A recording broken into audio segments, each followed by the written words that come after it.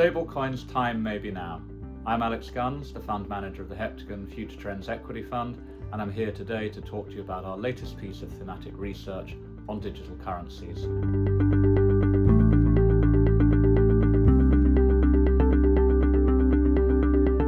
Many listeners will be familiar with digital currencies, the fact that they've come and gone, often in spectacular fashion. We think, however, that for stablecoins, this time may actually be different. The main reason behind this is that we've seen amazing technological progress and also a very supportive regulatory environment, particularly in the United States. As a result, we've seen volumes for stablecoins increase, and we've seen an increasing number of responses, particularly from incumbent players within the financial ecosystem. Now, for those unfamiliar with what a stablecoin is, the best way to think about it is as a form of cryptocurrency whose value is pegged to a stable asset, typically a reserve currency such as the US dollar or a commodity such as gold. In other words, stablecoins are effectively digital tokens that sit on blockchains or decentralized digital ledgers. The advantages of stablecoins, to our mind, are many-fold. These include cost, speed, availability, transparency, and inclusivity. Think about it like this: anyone can transact anywhere in the world at any time of the day, 24/7 for minimal cost. You don't need a bank account, all you need is an internet connection. That's the promise of stablecoins. Today, most stablecoins are used for crypto trading. That accounts for about 90% of volumes. However, if we project forward a little bit, the number of use cases, to our mind, are very extensive. In particular, think about it from the perspective both as a retailer and as a merchant.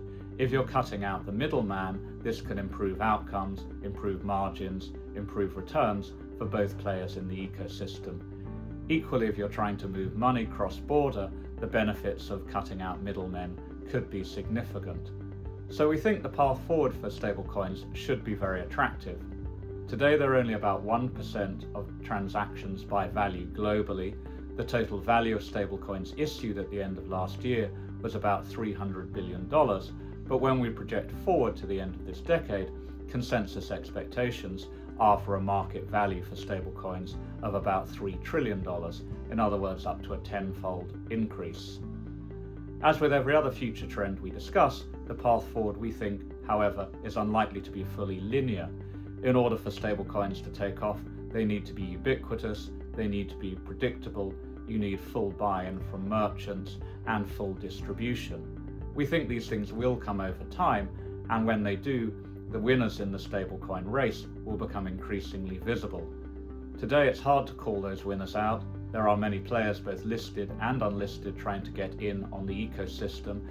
We do think, though, that there are businesses that clearly stand potentially at risk should stablecoins evolve as we expect.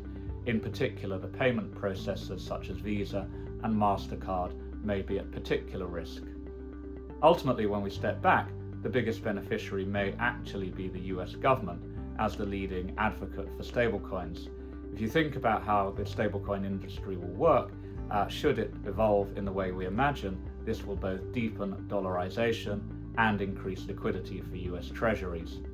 Regardless, we think it's going to be an incredibly exciting space to watch. We'd urge readers to take a look at our note. If you have any questions, please don't hesitate to reach out either to me or to your representative at Heptagon Capital. Thank you for listening.